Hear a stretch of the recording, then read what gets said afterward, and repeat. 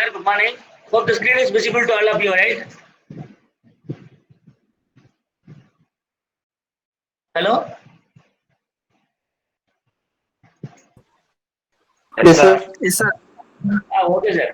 Sir, we have started discussing about the balancing techniques in the last class. So, in continuation with that, we have to see how to do the balancing operation for the masses which are rotating, which means balancing of rotating masses.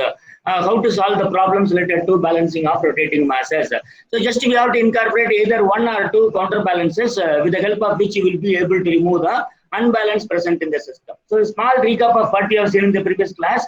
See, it is a balancing chapter. I mean, what is shown in the first slide is just a wheel balancing machine which is used in the service stations. Tire retreading companies, service stations will be using this kind of wheel balancing machine, where the imbalances present in the wheels, the wheels can be found out and they can be located and they can be compensated with the help of adding mass or removing mass by putting some drill holes. How you can do all those things we have discussed in the previous class. So this is nothing but advanced wheel balancing machine, which is digital display, which means a digital wheel balancing machine.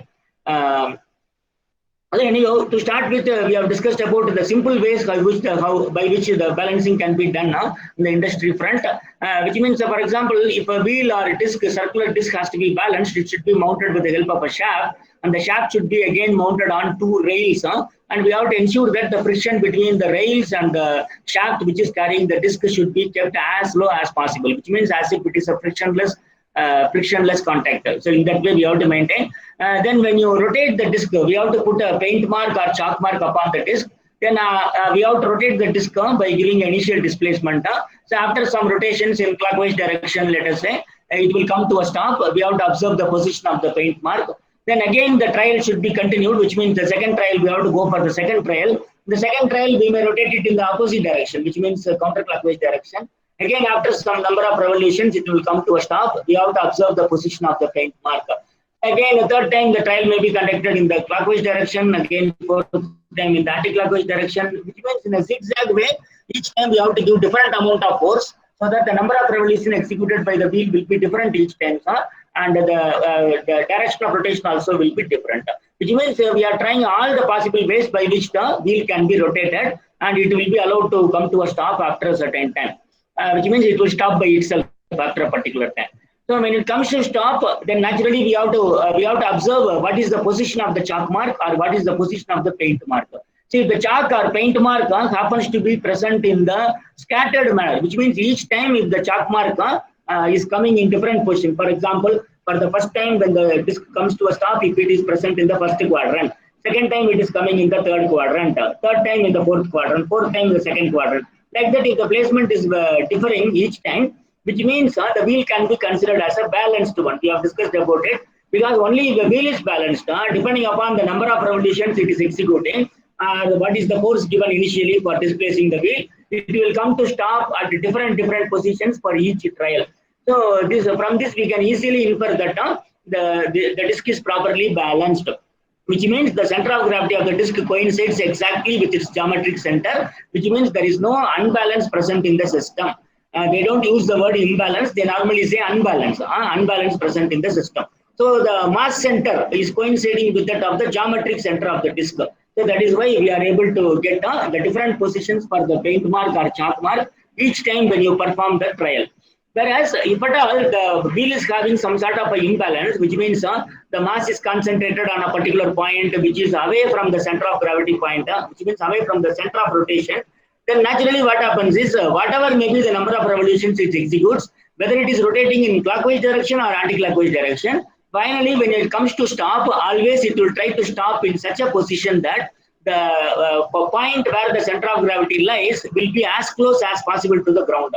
Which means the chalk mark will always occupy the same position. For example, for the first trial, if it occupies the fourth quadrant, for the second, third, fourth, nth trial also, it will always occupy the same fourth quadrant, irrespective of the force and irrespective of the direction of rotation. This is because the center of gravity is deviant from that of the geometric center, and naturally the system will come to a stop where the center of gravity is in the lowermost position, which means it should be as close as possible to the ground. That is the natural phenomenon of any body, any rotating object. So therefore, from that we can easily infer that what you can say, the imbalance is present, unbalance is present in the rotating mass, and we have to go for a trial and error method by which the balancing can be done. Which means how the trial and error is done means, see, just you locate the point where the center of gravity is there, which means the point which is closest to the ground. Then you see the point which is diametrically opposite to that, which means take 180-degree rotation from the point of center of gravity and try to mark a point, and there they will try to put some what you can say, that some sort of a drill holes or something. It will be made or some, so that the system will come to a balance, which means the center of gravity will be brought back to the geometric center of the system. So in that way, they will go for trial and error method by which they will be able to bring the center of gravity point back to the axis of the system, so that the eccentric rotation will not be there. The eccentricity of the center of gravity can be avoided or eliminated as much as possible. So anyhow, it is a trial and error method. It will take sufficient time, and it depends upon the experience of the person who is involved in doing such kind of balancing. Then only the balancing can be done properly, and of course to some extent quickly. This also we have discussed. Then now we come to the formal definition of what is balancing. See, whenever we talk about the high-speed engines or any other machineries involving rotating parts or reciprocating parts, then there is always a possibility for eccentric rotation or the eccentric placement of center of gravity with respect to the center line. So such things, such conditions will naturally lead to some sort of a vibration in the system. The whole system will be subjected to vibration. It may be a minor amplitude vibration or major amplitude vibration. It may be of very low frequency or very high frequency. So anyhow, these unwanted vibrations will naturally lead to discomfort, and again the unwanted vibrations will lead to some sort of additional thrust given to the machine component. For example, if the system is mounted on a shaft and the shaft is supported by end bearings, then the presence of vibration will naturally give some sort of a side thrust, and the side thrust should be taken by the bearings. So this is beyond the theoretical calculation of the bearings life. It is not expected load for the bearing. The bearings are designed for the particular load which is present in the system. Whereas when the vibrations are present, this will lead to the production of unwanted loads. Unwanted side thrusts will be created, and these side thrusts will naturally lead to the reduction in the life of the machine components like bearings. So the bearings will be subjected to premature failure, which means it will not be able to serve the intended period of life. Rather, it will serve only for a shortened period of time.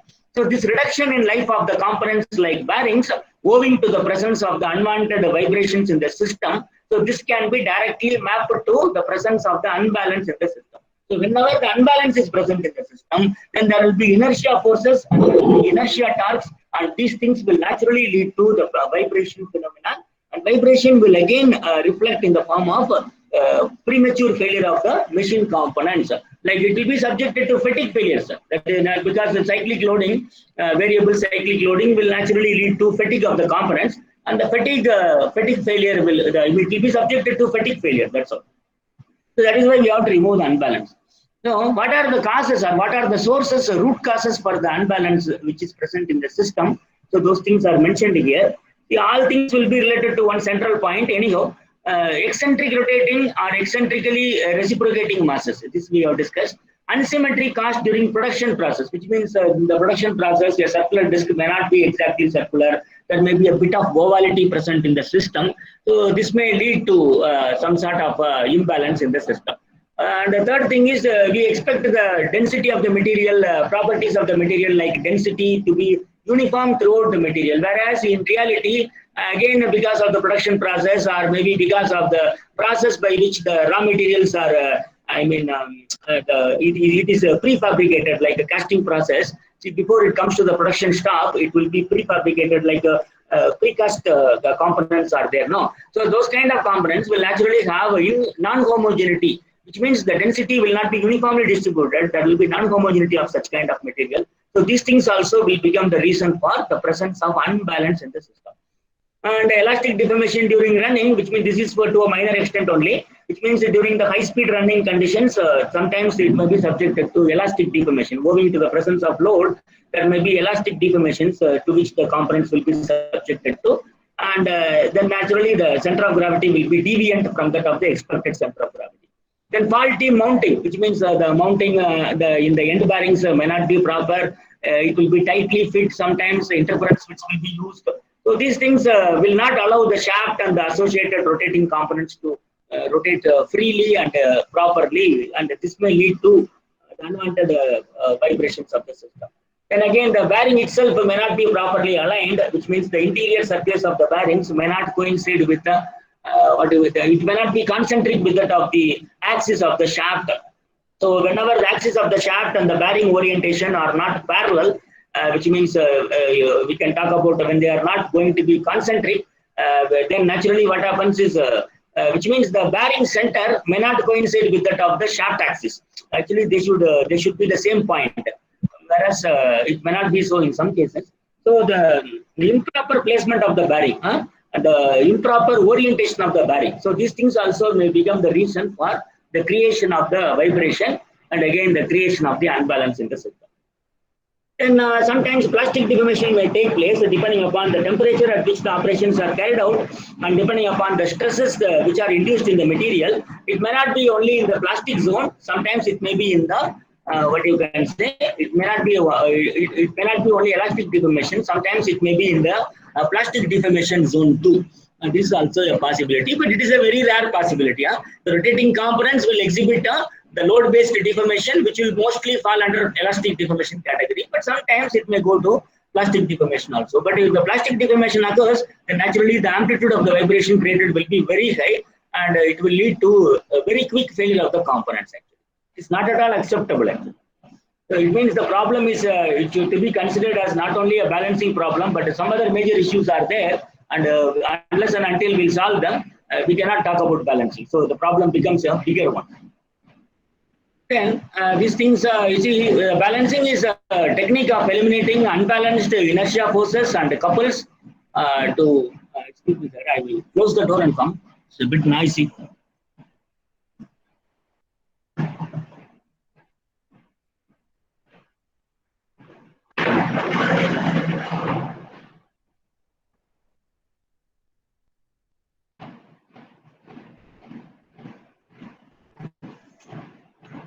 Okay, the simple definition for balancing, I mean, when you have to write define balancing means you can write this one. This is the formal definition for balancing. Balancing is a technique of eliminating unbalanced inertia forces and unbalanced inertia couples to avoid vibration of a machine or device, either partially or completely. See, it is a full-fledged definition of what you mean by balancing. The balancing is of course a technique or a methodology which is used for eliminating the unbalanced inertia forces, which means if you want to remove the presence of the unbalanced forces like inertia forces, or if you want to remove the unbalanced couples which are present in the system owing to the placement of various components in different positions, the couples will be induced. No? So if these things are present, and if you are using a technique for elimination of these unwanted forces, then of course these are the reasons for the creation of the vibration of the machine. Then the technique is called balancing. But the balancing, in the case of rotating masses, the balancing can be done completely, which means the system can be completely balanced, so that there will be zero unbalance present in the system once you resort to the balancing techniques. I mean, resort to the application of balancing techniques. Whereas in the case of reciprocating masses, which means, for example, you take the balancing of IC engine, see, there is a piston which is a purely reciprocating part, and there is a crank which is a purely rotary component.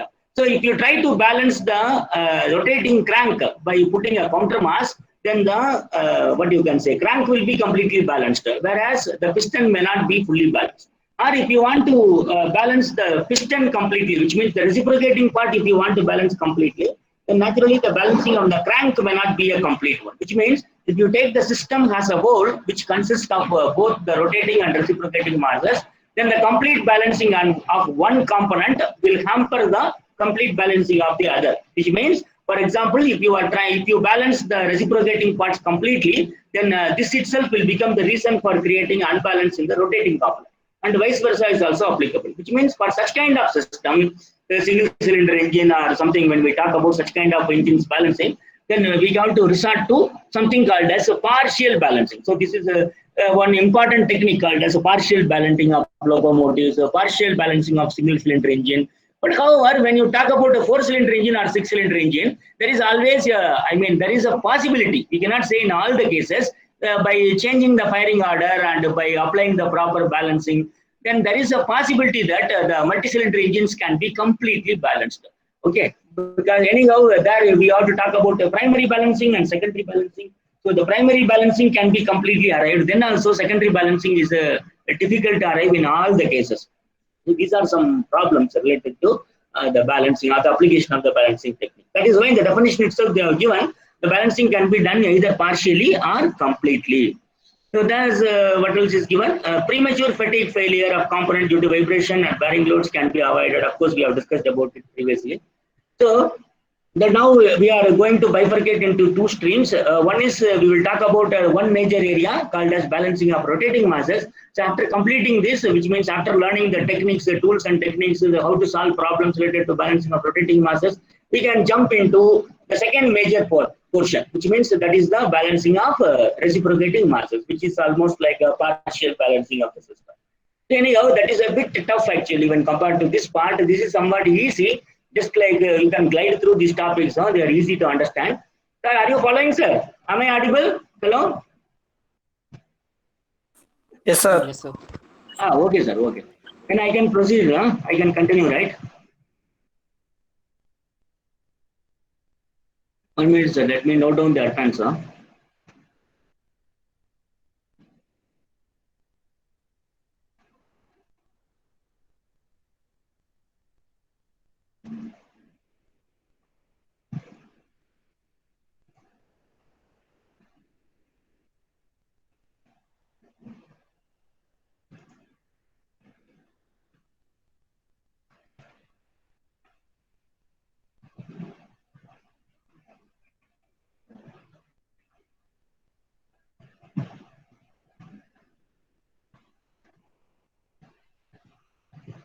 Sir, if some students are complaining like they are not able to join, you please inform me, sir. Please inform me, interrupt me and try to tell me, because I think the student strength is a bit less today. Anyhow, because sometimes once I enter into presentation, nobody else can join. If that is the case, if somebody is complaining, you please inform me.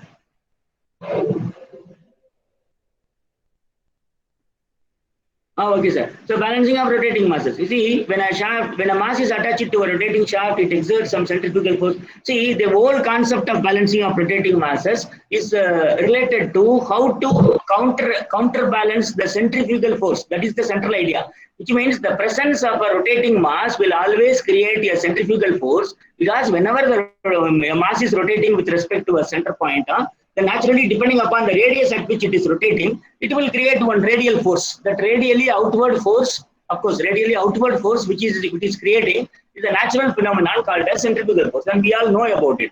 A stone tied to a rope, if it is you are going to hold it in the hand, and if you are rotating continuously, then the stone will always try to get separated from the end of the rope, and it will try to move in the outward direction. So therefore, what happens? In the opposite direction, the rope will be subjected to internal what you can say tension. Internal tension will be present, and there is a balance between the internal rope tension and the centrifugal force of the stone which is tied to the end of the rope, and that is why it is balanced. Suppose if you try to rotate it at a very high speed, what happens? Sometimes the centrifugal force will become so high that by detaching the rope, the stone will be able to move in the radially outward direction. So these things you know very well, and engineering mechanics also you have learned, and even in the school physics also you might have learned about these things. So the centrifugal force, whenever the centrifugal force is present, like a radially outward force, so to balance that, we have to incorporate one force in the opposite direction.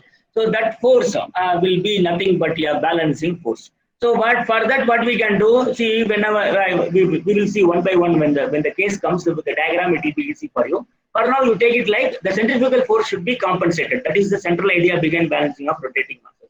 It is enough for now. So in order to prevent the effect of centrifugal force, another mass is attached to the opposite side. Whatever I have told, the same thing is written here. Then the process of providing the second mass in order to counteract the effect of the centrifugal force of the rotating first mass, this is what you call as balancing of rotating mass. Okay, so this is the essence of balancing of rotating mass. Then see, there are two things in balancing called as static and dynamic balancing. This is just for theoretical purpose. See, of course, we are bothered about complete balancing of the system. Complete balancing means we are concerned about a dynamic balancing. So this is the thing which is important for us. What do you mean by dynamic balancing? So anyhow, before that, there is one more thing called as static balancing. So static balancing is the primary approach which can lead to one complete balancing technique called as a dynamic approach. For static balancing, one condition satisfaction is sufficient. Whereas for dynamic balancing, the system should satisfy two conditions actually. So among the two, the first condition will be related to static balancing. So we will see what are the conditions. The net dynamic force acting on the shaft is equal to 0.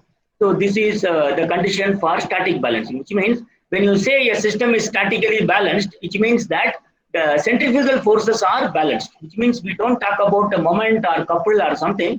We simply talk about the presence of the centrifugal force and how it is balanced. So if the net dynamic force, which means something like summation of forces should be equal to 0. So if the summation of forces acting upon a system consisting of rotating masses is made to be equal to 0, then it means that the system is statically balanced. So this is the idea behind static balancing.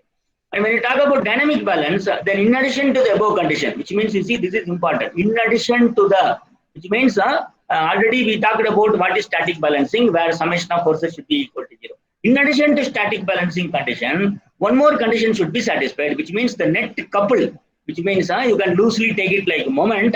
Anyhow, moment and couple are different. But to understand, the net couple due to the dynamic forces acting on the shaft should be equal to 0. Which means whatever couples are produced in the system, they should be counteracted by the placement of the balancing masses in the appropriate location. So if there is a clockwise couple, then there should be anti-clockwise couple having the same magnitude. Or put together, the summation of the clockwise couples should be equal to the summation of the anti-clockwise couples. So in this way, we have to ensure the balancing of the couples present in the system. So this second condition, satisfying of the second condition along with that of the first condition, which means both these things will lead to the condition called as a dynamic balance of the system, which means it will lead to a condition called as a complete balancing of the system. So the second condition also you can write in the form of an equation. So what the equation will be, sir? Can somebody tell me what will be the equation I have to write here? Summation of moment is equal to 0. Summation of moment. So summation of moment I will use M. Or if you are going to use C for couple, then we can talk about summation of C equal to 0. Or we can say summation of the torque acting upon the system should be equal to 0. Okay. So in this way, we can talk about how to write it in the form of the second condition in the form of the equation. So summation of forces should be equal to 0, the first condition, and summation of the moments or couples to be equal to 0. This will be the second condition. The satisfaction of both 1 and what is it, sir? 2. Both the conditions, if the system is able to satisfy, then it means it will lead to a kind of balance called as a dynamic balance, which is also called as what I told you, complete balance. The complete balancing technique involves the process of satisfying both the conditions, summation of force equal to 0, summation of couples equal to 0, which is also called as dynamic balance. So dynamic balance or complete balance both mean the same thing. Then, okay, we are still talking about rotating mass balancing only. So in the balancing of rotating masses itself, there are 4 classifications. See, the first and second one doesn't need a problem treatment. Just I will tell you what it is, and if there is a problem, simple problems are there, you can solve by yourself. No need to put time into that. Whereas for third one, we will solve one problem, and fourth one, we will solve one or if possible 2 problems also. Okay, so these 2 are very important. So, these 2 we have to learn, we have to practice with the help of a problem. Whereas first and second you can do by yourself. So the first one is about the simplest one, which means rotating up a single rotating mass with the help of a single balancing mass. See, the balancing of a single rotating mass by a single mass, which means you can take it like a single balancing mass. A single balancing mass rotating in the, same plane. That is important. For example, if there is a shaft, line, the line represents the center line of the shaft, let us say. So here at a particular radius, one mass is rotating. Then what we have to do is in the same plane means you can take it like a plane in which this mass is present. Then in the same plane, in the directly opposite direction, you can introduce one mass here. So this is the mass which you have to balance. and this is the mass which we can call as MB, let us say balancing mass, let us say. Which means the introduction of the balancing mass should be done in such a manner that the centrifugal force created by the actual mass FC1 should be balanced by the centrifugal force created by the second mass, which means the balancing mass actually. This is the mass to be balanced. This is the balancing mass MB. So centrifugal force which is existing in the system due to rotating mass which rotates at an eccentric distance of r. This should be balanced by a balancing mass which is placed at a distance called as RB, radial distance called as RP of mass MB. Then it should be balanced by this mass whose centrifugal force will be acting in diametrically opposite direction. Which means we have to talk about FC1 should be equal to FC2. So this is the condition for this one. This is a very simple one. We will see in the diagram. So again, if there is one mass, if it is present, this need not be balanced by one single balancing mass in the same plane. We can also resort to balance the single mass with the help of two masses in two separate planes. Which means you see, now how many planes are involved in the system, sir? How many planes are there? The presence of the unbalanced in one plane. The presence of the balancing masses are, what is it? Presence of balancing masses are in how many planes, sir? Another plane. Totally how many planes are there? 3. So one goes for the plane of the mass to be. The other 2 will represent the planes for the placement of the balancing masses. Which means balancing of a single mass rotating in a single plane with the help of 2 balancing masses which are placed in 2 different planes. So totally number of planes involved will be 3. Okay. Which means in the first case, there is no need to talk about balancing of couple because no couple will be induced in the system. So we have to balance only the centrifugal force. So if centrifugal force is balanced, it will lead to a condition called as static balancing. But once you do static balancing, it means the system is completely balanced. How? Because in this case, there is no couple which is induced in the system. So the checking of static balancing itself is sufficient. So no need to check the second condition. So second condition is a pre-existing condition. So we can say the system will be completely balanced. Whereas in this case, this mass will offer centrifugal force in one direction. These 2 balancing masses will offer in the opposite direction. So what you have to do, this FC should be balanced by this FC1 plus, what is it, sir? FC2. And one more thing is, now this, for example, if I take this as the point for moment calculation, moment can be calculated about any point in the shaft, it should be equal to 0. Let us take leftmost point. Then the rotating mass will create an anti-clockwise moment, whereas the one of the balancing masses will create a clockwise moment. So the anti-clockwise moment due to rotating mass should be balanced by the clockwise moment due to the second balancing mass. Okay, so if this condition is also satisfied, then it will lead to a complete balance of the system. Just I am giving idea. We have separate slides for each of these cases. So at that time it will be better for you. Just I'm trying to give an idea. Then the third one is about the first and second are related to balancing of single mass. Either we are going to balance with the help of a single mass, or you are going to use 2 different masses. That makes the difference between first and 2. The third one is about balancing of different masses rotating in the same plane, which means when several masses are present in the system, but all the masses are present in the same plane, then how to go for the balancing of the system? Again, it can be done with the help of a single balancing mass itself. The fourth one is the complex one. I mean, it has all the complexities like, see, the number of masses involved is also several masses are there, which are to be balanced. And one more thing is all the masses are not present in the same plane like the previous case. Each mass occupies a, different plane. So this also can be done. Balancing of this kind of system also can be done. But this can be done by employing 2 balancing masses, which means with one you will not be able to do it because we have to balance the centrifugal forces and also we have to balance the couples which are acting upon the system for the complete balance. Which means we have to employ 2 different balancing masses placed at 2 different planes. That is the idea. Okay. Then this is this one. This is about the balancing of a single rotating mass by a single mass rotating in the same plane.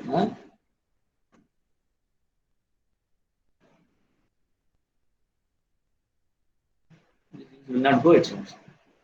See, here what you can do is, you see, there is a central axis of rotation about which this is the mass which is to be, what you can say, balanced. M1 represents the mass which is a rotating mass, which means the mass which has to be balanced. So the heading is balancing of a single rotating mass by a single mass rotating in the same plane. So in the same plane, in the diametrically opposite direction, I have introduced another mass. So this M2 represents something like what you can say, it represents, you can consider it like MB. MB in the sense it is a balancing mass which is written with the notation M2. So see, this will create a centrifugal force like this, and this will create a centrifugal force like this. One is Fc1, other one is Fc2. So you know centrifugal force is m omega squared r. So Fc1 equal to m1 omega squared r1. Whereas Fc2 equal to m2 into omega squared into r2, where omega represents what is the speed at which the system is able to rotate. So rotational speed of the shaft is omega in radian per second, let us say. Then Fc1 is m1 omega squared r1, Fc2 is m2 omega squared r2. So equate these two, then naturally what happens when you can equate these two, it means that the summation of forces will be equal to 0. So this will lead to the first condition satisfaction, which means it will lead to static balancing of the system. Then second thing is, we have to check the couple, but what about the presence of couples? See, for example, if I take moment about this point itself called as O, the summation of moment about O will be equal to how much? So one is this Fc1 passing through the point O. Other one is Fc2 passing through the point O. So what will be the summation of moment then? What will be the summation of moment? Yes, sir. It will be equal to 0 because first moment actually it is 0. Second moment is also 0. Therefore, it will be equal to 0. So what I am saying is this condition is something which we need not have to check and verify. There is no need to check because we know very well that the summation of moment equal to 0. So the only thing we are bothered about is the satisfaction of the first condition, which means if you statically balance the system, it means the system will become automatically a dynamically balanced system also, because the second condition is already satisfied. So therefore, no need to check or no need to verify whether it is balanced or not. I mean whether the couples are balanced or not. Okay. So anyhow, don't confuse with the diagram. This is the actual diagram. This part. So just to see this one. So this is the front view of the diagram. Whereas if you see this in the side view, from here, if you look, for example, like LSV, left side view, if you are taking, then the axis you cannot draw like this. We can put the axis as a plus marker, which means as a point. Then if you see from here, this mass is present in one orientation. For 360 degree, it can occupy any position for the given instant. Therefore, this will be the direction of centrifugal force, Fc1. Whereas in the directly opposite direction, you can put Fc2 owing to the presence of what is it, sir? This mass. This mass is nothing but Mb. This mass is nothing but M1. The mass to be balanced. So now Fc1 should be equal to what is it, Fc2. Therefore, summation of force equal to 0. It's very easy. And this Fc1 equal to Fc2 depends only upon the relation like M1R1 equal to M2R2, because the shaft is the same shaft. So the rotational speed of the shaft is the same omega. So whether it is for the balancing mass or for the mass to be balanced, it is omega. Therefore, you can cancel out these two in the equation. So what remains is M1R1 equal to M2R. So you have a choice, only one equation, but you have two unknowns. M2 is not known to you, R2 is not known. So what they will do normally is R2 value will be assumed. They will assume a particular radius at which they can incorporate the balancing mass. So by assuming R2, they will calculate M2 equal to how much. That is how it goes, because with one equation, you cannot solve two. So you have to assume one like R2, not like R2. I mean, what I mean is mostly they will assume the value of R2. So because there is a space restriction problems may be there, therefore R2 will be normally assumed. You cannot keep on extending the value of R2. So R2 will be assumed, and based upon that, M2 will be calculated. And again, what happens to M2 if you increase R2 value, sir? If you increase R2 more and more, then what will happen to M2 value? So try to answer. M2 value also decreases in M2 value, sir. Both should be equal. Abhinesh, what is it? If the R2 is more, what will happen to M2? M2 is decreases, sir. So to satisfy the same equation, if R2 is increased, what will happen to the value of M2? M2 decreases, sir. M2 decreases. Decreases. Because it is an equation. To tally the equation, if R2 is kept more and more, then naturally M2 will be becoming lesser and lesser. And our idea is to keep the balancing mass as less as possible. But R2 cannot be extended beyond a limit because there are spatial restrictions.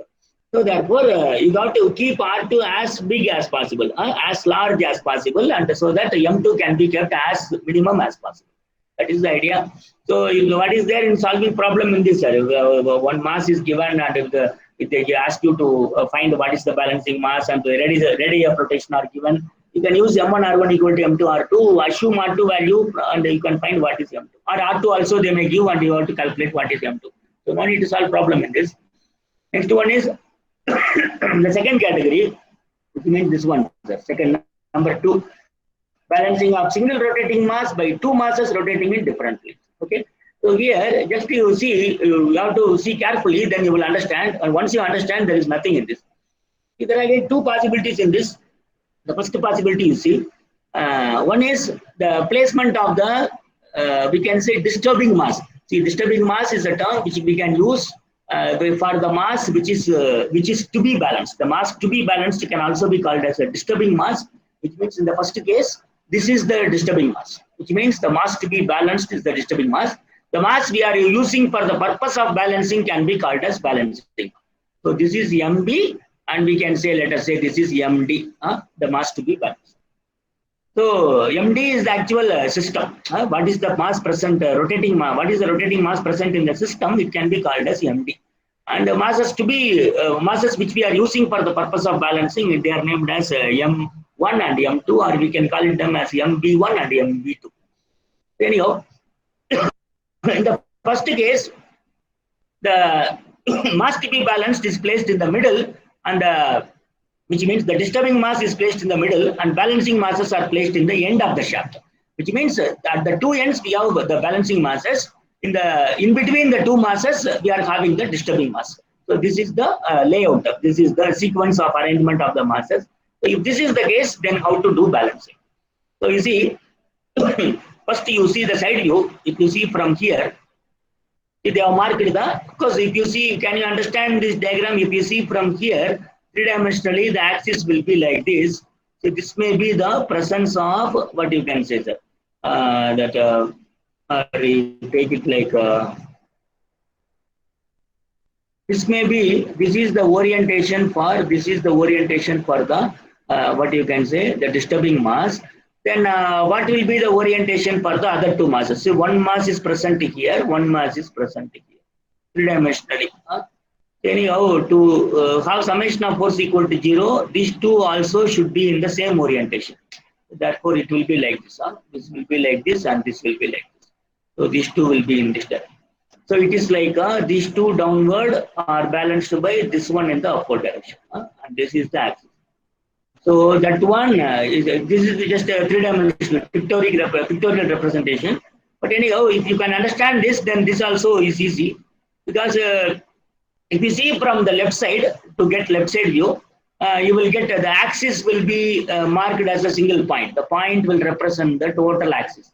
So this mass which is present here is shown here. This is the disturbing mass. Whereas these two masses which are present in two different planes other than the plane of disturbing mass. So these two also will have same orientation, which means same line of action, but the sense will be opposite. If this is in the forward direction, this will be in the backward. So these two are also marked. And the radii of rotation are also marked. For the disturbing mass, R is the radii of rotation. For the balancing masses, respectively, R1 and R2 are the radii of rotation for M1 and M2. So naturally, here itself, you can mark this is the direction for FC, which is the centrifugal force of the disturbing mass. This is the direction for FC2. And in the same direction, we have got FC1. So easily you can say, you see, all are in the same line of action, which means FC1 plus FC2 will be equated to FC. So that will give static balancing of the system. Then, you see that one first. See, FC, of course, we have discussed FC1, we know, FC2, we know. See, the first condition for static balancing is, the condition for static balancing, which is the first one, is Fc equal to Fc1 plus Fc2. So this is easy to understand. So just write it in the form of the equation. Then you can cancel out this omega squared. So once you cancel this omega squared, what remains is only that m into r terms. So mr should be equated to m1r1 plus m2r2. The equation is divide of this omega squared because it is present throughout. So you can cancel out the mathematical equation. Here it is the same. It is a constant. Therefore, you can take it out. This is the first condition. Then the second condition is, see, by taking moments, which means what is the second condition? Summation of the couple should be equal to 0. So if you take moment about the point P, for example, about the point P, if I am taking moment, then summation of moment about the point P should be equal to 0. This will satisfy the second condition, which means along with first, it will give complete balancing of the system. So not only centrifugal forces, but moments also should be balanced. So when you take moment about the point P, see, m1 will give a anticlockwise moment, and the perpendicular distance will be L1 plus L2. Whatever notation you use, it is left to you. You write L1, L2 or LA, LB.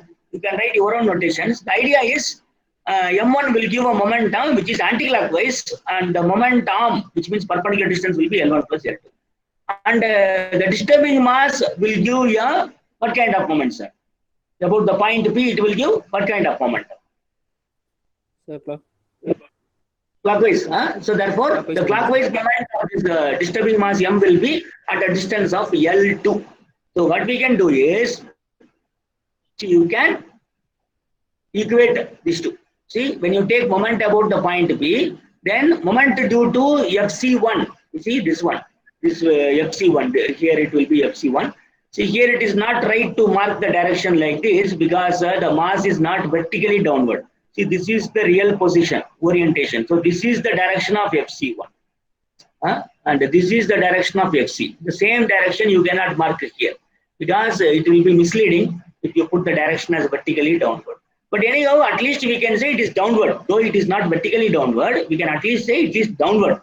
Whereas the centrifugal force of M is upward, though it is not vertical. Therefore, anyhow, we can say, what is the moment due to M1? That is nothing but the centrifugal force due to M1 multiplied by the distance from the moment taking point. So that distance is L1 plus L2, which is also equal to L. So therefore, it is written as Fc1 into L. Fc1 into L. So this should be, this is anti-clockwise. This should be balanced by the only clockwise moment, which is due to the centrifugal force present in, what is this one? The disturbing mass M. Which means that will be Fc. So Fc multiplied by the perpendicular distance of L2 from the moment taking point P. So therefore it goes like Fc into L2. Okay. So Fc1 L1 equal to Fc into L2. Then, so again substitute for this Fc1, Fc2. So one will be in terms of M1R1, other will be in terms of MR. Therefore, cancel out to omega squared as usual. Then you have one equation like this. So from this equation, you can find what is M1R1. So M1R1 equal to MRL2 divided by L. Like that, you can write one equation. And again, see, in this way, you can find what is M1. Of course, R1 you can assume. Therefore, M1 is something which you can calculate with the help of this.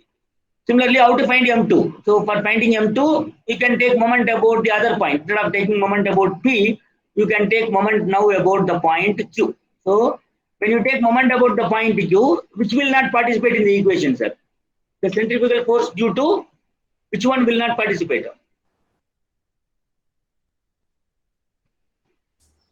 M1 will not participate in the equation, sir. The centrifugal The force same line of action will not participate because its line of action passes through you. Yeah? So now we are meddling with only two. So in that one is known to you, which means moment due to disturbing mass is known to you. That is Fc times L1, anti-clockwise. Now it should be taken as anti-clockwise because the moment taking point is to the left of the plane in which the disturbing mass is present. Then M2, M2 will give something like a clockwise moment. I mean centrifugal force due to M2 will be clockwise. So that will be like Fc2 multiplied by this L1 plus L2 or Fc2 multiplied by L. So you can write an equation like this. So Fc2 into L is is equated to Fc into L1. See, Fc into L1. Anticlockwise, L1, Fc into L1 is balanced by Fc2 into L. So that is it. So again, substitute for Fc2 and Fc in terms of m omega squared r, cancel out omega squared as usual, then you will get an equation. So from this equation, you can write that of course R2 you will assume, which means M2 is something which we can deduce as how much it is. So very simple approach by which you can find two balancing masses which can be incorporated in two different planes. And these are the equations corresponding to the case where the disturbing mass is present in between the balancing masses. Okay. See, note down this point. It is like a repetition, but anyhow, it is important. The equation 1, which means it talks about balance of centrifugal force. So not this one, sir. This one. This equation 1. The equation 1 will represent the condition for static balance because summation of force equal to 0. But for dynamic balance, equations 2 or 3 must also be satisfied. Also be means in addition to the equation 1, it should satisfy either equation 2 or equation 3. Because if it satisfies equation 2, it means equation 3 also will be satisfied. It means either 2 or 3, not both of them. So either 2 or 3 along with 1 will represent complete balancing of the system. See, if you have followed the class completely, now you will understand why this R is coming. What do you mean by also? Everything you can understand. Are you able to understand, sir? Hello? Yes, sir. Only 1 or 2 will be answering. Only 1 will be answering. Venkatramana, are you able to follow? Yes, sir. Yes, sir. Okay, sir. Okay. Then let me proceed. See, the second possibility is just the same thing, the same conditions we have to check. But only thing is the placement of the disturbing mass is at one end. You see, the hatched one represents the disturbing mass, just for identification purpose. The filled circles are representative of the balancing mass. Therefore, you see, here, the previous case, this was present in between these two. Whereas in this case, it is kept in one end. Whereas, the disturbing mass is kept in one end, whereas in two different planes, the balancing masses are kept such that both are in the other side. Both are on the same side of the disturbing mass, which means on one end we have got disturbing mass, and in the other end and in between we are having the balancing masses. Anyhow, if you see from here, then naturally the end view, the axis should not be represented like this. Actually, only a plus mark should be put because the axis will be perpendicular to the what you can say, the plane in which we are reading. So therefore, we have to mark it as a point only. But anyhow, so you see here the placements are like this. You see, if one disturbing mass is above, other will be below, so that the moments will be satisfied and the summation of forces equal to 0, everything will come properly only for this orientation. So anyhow, you see, you have to place like M2 above and M1 below. Just arbitrarily you choose one position. It can be even like M1 can be above and M2 can be below. But anyhow, any one orientation you are choosing. So M2 is at a radius of R2 and M1 is placed at a radius of R1 from the axis of rotation. And R is the radius at which the disturbing mass is rotating. So what happens is, first thing is all the three should be in the same line. Then only we can talk about, you see, here what you will have, sir? Can you tell me? Directly it will be Fc plus, what it will be, sir? Fc plus Fc2. Whereas in this direction, the only counteracting force is Fc1. So it looks like the centrifugal force due to one of the balancing masses is going to add to the existing centrifugal force. But anyhow, put together, this will be balanced by the centrifugal force created by the first balancing mass, which means one of the balancing masses, like Fc1. So you will get a condition like Fc plus Fc2 equal to Fc1. The Fc plus Fc2 equal to Fc1. So this is the condition, first condition for static balancing. Okay. So again, write it in terms of m omega squared r, cancel out omega squared, you will get like mr plus m2 r2 equal to m1 r1. So this is one equation. Next, what we can do is, of course, you don't know what is m2, you don't know what is m1, you cannot solve it directly. You come to next equation. See, to find the balancing force in the plane L, which means the same thing which we have discussed previously. If you want to find what is M1, then what you have to do is you have to choose any one point in the axis as a moment. So therefore, what they have chosen is see the moments they have taken about this point P, which means you see this end point they have taken.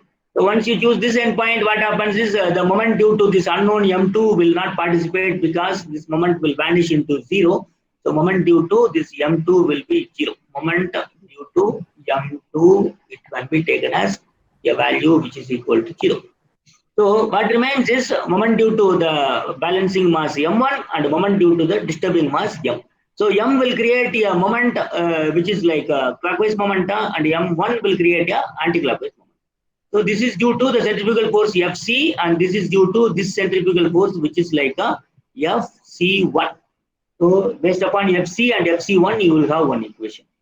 The one is Fc into the total length L2. Here the notation is L2, sir. You just use your own notation. It doesn't matter. This should be L2. This should be L1. It is not like that. You just use your own notation. Anyhow, if it is marked as L2, then it will be Fc times L2. So Fc times L2. This should be equated to what is it, sir? Fc1 times this distance, which is marked as L. So therefore, it goes like Fc1 times L. So from this equation, again cancelling omega squared will give this kind of a equation. So use this equation and try to find what is M1. So therefore, this equation will reveal M1 equal to 4. Similarly, the other one.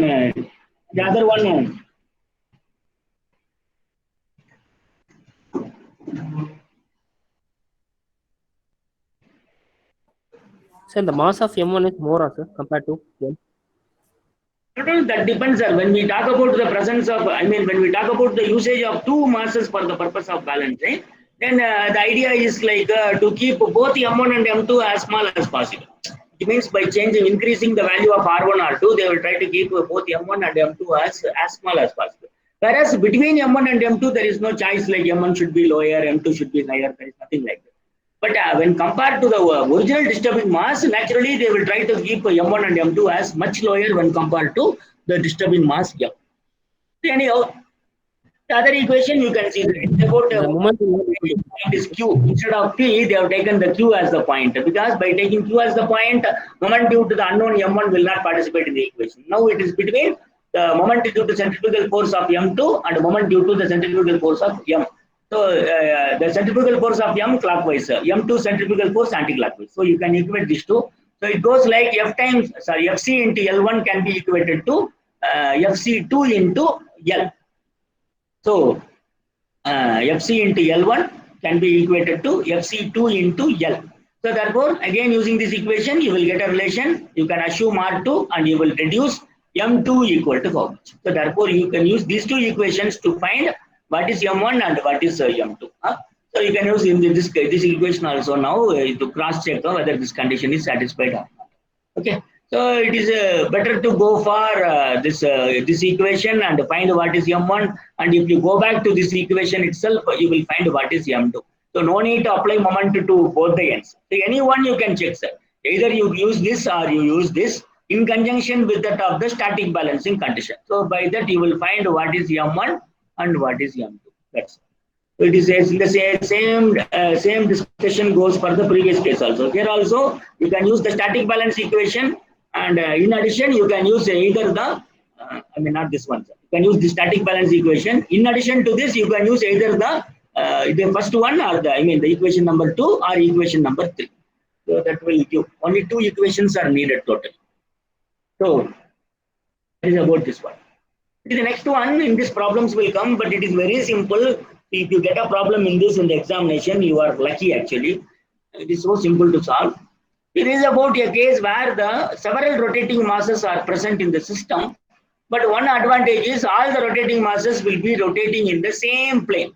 Same plane means there is a same, for example, when you have a shaft and when you have a different elements are rotating in the same plane, let us say, for example, here there is a crank and this is connected to one piston or something, then naturally another crank will be in a different position where another system will be there. Then it goes like an inline engine, a multi-cylinder inline engine. But here, each crank is present in a different location, which means the planes are different. So instead of taking like this for a primitive purpose, which means to understand these problems, what they have done is they are discussing about the case where all the rotating masses are present in a single plane. not different planes for different rotating masses. This is the real case actually. In this, the practical cases are very less. If you have a shaft, you have only one disc at one point, which is rotating, which will give a centrifugal force. Another disc will be kept at a sufficient distance, or another crank in the case of inline engine will be kept at a sufficient distance. So in the same plane means it is normally not a case actually. But let us say some machineries are there in which different elements are connected at the same plane, let us say, or the distances are very small and you can consider them as present in the same plane. So if that is the case, then we can talk about balancing of several masses rotating in the same plane. So for such cases, which means when you have an axis, we have one rotating mass and we have another here, we have a third one here, and we have a fourth one here, we have a fifth one here. You see, all are contained by one single plane. One rectangular plane will contain the presence of all the rotating masses. Each one is in a different orientation and each one has a different value of mass and different value of radii of rotation. R is different, this mass is different, and the angular positions with respect to reference line, like a positive of x-axis, the angular positions are also different. So we can talk about R1, R2, R3, we can talk about theta 1, theta 2, theta 3, theta 4, similarly M1, M2, M3. So this is the case of several masses rotating in the same plane. This is the case how to balance the system. See, first of all, when all the masses are rotating in the same plane, then what can you say about the summation of moment? Can anybody tell me? Summation of moment, how much it will be? 0, sir. 0. Sir, if you have an axis, if you have one mass here, if you have another mass here, then this will give a moment which is anti-clockwise. This will give a moment which is again anti-clockwise. Is not so? So if this is the case, then we have to talk about the summation of whether the moment, summation of moment or couple will be equal to 0 or not. We have to check. For example, in this case, it will surely not be equal to 0. So we have to incorporate a third mass. So something like that. But when you talk about masses rotating in the same plane, then it means that all the masses will have the same position. It means the what you can say is when you take moment about this particular point, then naturally what will happen? The moment due to the first mass, I mean moment due to the centrifugal force of the first mass will be equal to 0. Second mass will be equal to 0.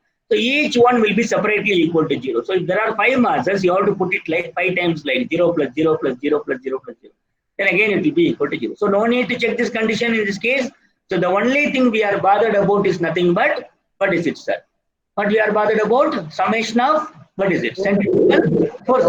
Summation of forces should be equal to 0. Only thing we have to check is summation of forces should be equal. And the balancing technique also happens to be simple, because for the purpose of balancing of these masses, what we can do is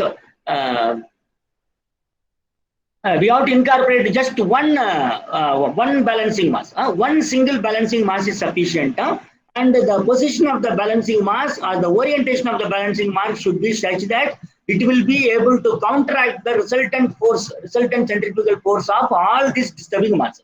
So you see, graphically it is shown here. Of course, you can solve analytically and graphically. Analytical solution will give accurate result. And I will show you in the next class a problem also, a very simple problem. But to understand this graphically, the centrifugal forces are marked like vectors. So you see, for the first mass, depending upon the orientation theta 1, and you can prefer a scale and you can mark what is FC1, which means FC1 will represent M1 omega squared times R1. So M1 omega squared R1, that is FC1. So calculate and mark this one. And you know the position of second mass, it is purely vertical. So centrifugal force will be radially outward, vertical. So FC2, which is equal to M2 omega squared R2. Similarly, FC3, FC4, there are 4 masses are there in this system, 4 disturbing masses are there. So after marking, you see, if the system is balanced, the whatever polygon, force polygon you are constructing, that should be closed to. But it is not closed. When it is not closed, then you can find what is the resultant of FC1, FC2, FC3, FC4. That resultant, it starts from the initial start point and ends at the final end point. So this is the direction in which you will have FC. For example, FC1 plus FC2, the resultant will be like this. Then this resultant plus FC3, this will be the resultant. then FC3 plus FC4, then naturally this will be the result. So that FC, this represents something like summation of forces, or we can say R, the resultant force which is present is FC. So now we can consider, instead of marking all these things, now what we can mark is, you can mark X and Y. This is the X axis, this is Y axis, and this is origin. Instead of FC1, FC2, FC3, FC4, we can just mark one force here. What is that single force? See, in this orientation, you have to mark just one thing called as FC. So the FC will represent the resultant of all the centrifugal forces due to all the disturbing masses. So to counteract this, we need only one force in the opposite direction, which is like, what is it? The centrifugal force due to balancing. Just in the opposite direction, just we have to put one. So you see, if FC is down, yes sir, yes sir. In the same orientation, but in the opposite direction, we can talk about one thing called as FCB, the centrifugal force due to balancing mass. So if this is m omega squared, I mean this is FC, in the opposite direction, I can use one balancing mass. So that can be written as m omega squared into R, where R is the radius of the balancing mass, m is the mass of the balancing. So RB, normally it will be given, or you can assume by yourself, MB equal to, what is it? Abhinesh, what is it? We need to resolve into a. No, if you are going for graphical solution, no need to resolve, sir, because you know what are the orientations of the various disturbing masses. So just graphically you can mark it, and the solution will be approximate. Whereas if you want to find accurate answers, then we have to go for analytical solution. In analytical solution, each of the centrifugal force should be resolved into one XX and one YY component, which means horizontal and vertical component. Then all summation of forces in horizontal, yes, summation of forces in vertical should be done. Then you can calculate resultant, you know this, the Pythagoras theorem based application, summation of forces squared plus summation of forces vertical squared under radical. So you will find R equal to how much? Then take tan inverse of theta b by sigma h. You know what is the value of theta, which means the theta resultant force. That also can be. Okay. The only central idea is, see, the resultant force, if it is upward, then the balancing force should be of the same magnitude, but this should be in the downward direction, which means the resultant force and balancing force should be equal, opposite, and collinear. That is the central idea. So based upon this, of course, analytical method, this equation also I have just now told you. So, and how to find that theta, that resultant angle, the angle of the resultant force. Then how to find the balancing mass, all those things are there. So one problem we will solve in the next class. Quickly we will finish and we will pass on to the last one, which is the balancing of several masses which are rotating in different planes, which means like several different planes. So in this also we have to solve one problem. So all those things we will see in the next class. 1 minute, sir. Stay in the line. Don't leave the class, sir. Stay in the line.